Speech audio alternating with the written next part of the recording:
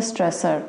Anything that gives you stress is only a state of your mind. So by programming yourself or training yourself to adapt to your stressor, you can actually change the way the situation or the person can affect you.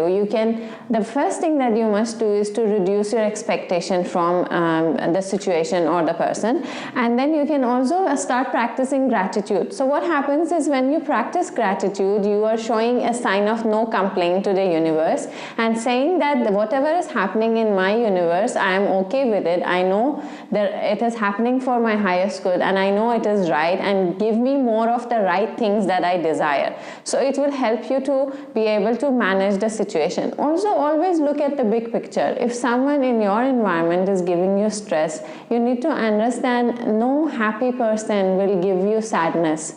Because if I am a happy person, I will only have happiness to share. But if I am a sad person, or if I am an angry person, I will share with you what I have. So maybe you can understand their pain, their sadness, their need for love and approval, and understand that all that they want from you and the reason behind what they are doing with you is because they just need your love and attention. And when you look at it from this point of view, it's easier to share your happiness with them. It's easier to understand their pain. And yet you don't have to take the responsibility of making the situation better if that gives you the stress. Also, a very important thing is, we are all human beings. If we could handle everything and anything and continuously be the perfect, whatever is the concept of perfect as per you, then we would be gods, right? We are on earth because we are human beings. So you need to accept that part of yourself, and you need to stop expecting too much, that everything that comes into your space has to always go perfectly fine. There are things which are beyond you and me. There are things we cannot change. Either we understand why it has happened and understand the brilliance behind it so that the entire issue gets resolved, or we accept the things that we cannot change. The stress comes that something is not to your taste, or you don't like it, or is bothering you, and you don't know what to do with it. The moment you accept that this is how it is and it will not change, then you will not have stress about it. Like my father was a very, very difficult person, extremely short-tempered, and now as a therapist I understand him, because I know he had a very difficult childhood, extremely dysfunctional family, and kind of a forgotten child. So this person will not have so much of love to share with me or his wife or whoever. I remember my mother told me, can you change him? I said no. She said, then accept him. Accept that your father is slightly ill and you are the nurse in the house. You have to take care of him. And from that day on, a lot changed and shifted in my relationship with understanding my father. I've always loved him. I honor him, very learned man. But the point is, he was a difficult person to deal with. So this approach of my mother has always stayed with me, and I want you to practice it. If you cannot change something, accept it and then move on with it.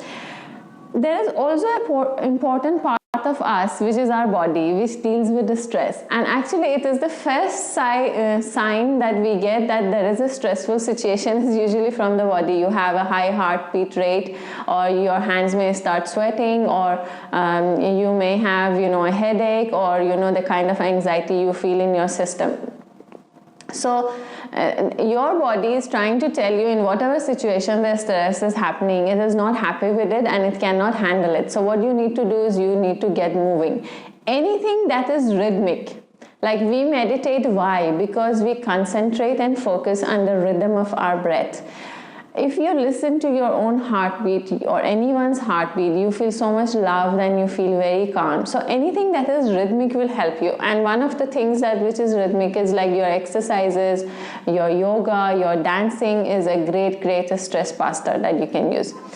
Then another thing that causes us stress is, as I said, is our social pressure, and it is our overcommitment of ourselves to either people around us and even to our own purpose in life.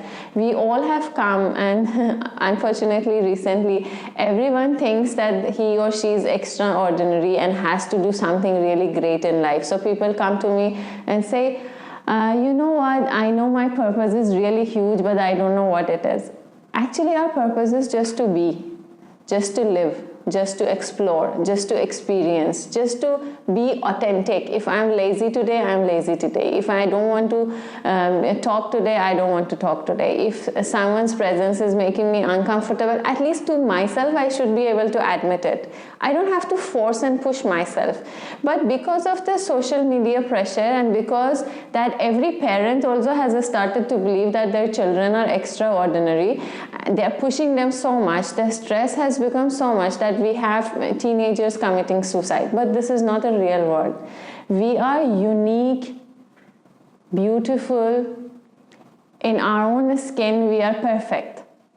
But we are not extraordinary, and we must not even expect ourselves to be extraordinary. You want to excel in something, you want to become the best in whatever field, I assure you, you can. Each one of us has the capacity and the ability to become the best version of himself. If you're comparing yourself with your neighbor, with your classmate, with your competitor at work, with another industrialist who is bigger than you, then you're just adding stress to your life. That's not real. You want to be extraordinary, you need to become it. You are not it.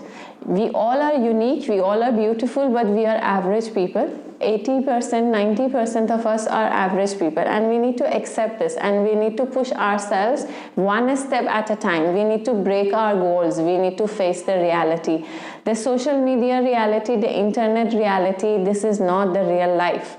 There was a time pornography was introduced, and during the first initial decades of pornography being introduced to the world, there is a survey that says most men had a problem with their sexuality, and they all felt they are not good enough. Most women felt they are not as beautiful as they should be for their partner. The expectations of what it is supposed to be happening during the intimacy was so high that it resulted in so many breakups, so many relationship dysfunctions, and things went wrong. So that reality is not your reality. You need to be able to recognize who you are, what for you are here, your abilities. Basically, you need to continuously analyze your SWOTs. What is your strengths? What are your weaknesses? What are the opportunities? And what are your threats? If you know your basic job well, if you know who you are, and if you know how you can go one step at a time, you will not have stress. Stress comes when you have high expectations of your life and yourself, and you want to believe something which is not true for you, whether it can be immediate situation or it can be a whole life situation. So I hope this will help you to take life easy, add a little bit of element of fun to your life. Even I missed it for many years, but now my only purpose in life is to have fun whichever way I can, as long as I have the highest good of all in mind. So I hope this video will help you manage your stress, or at least know your stress. Thank you.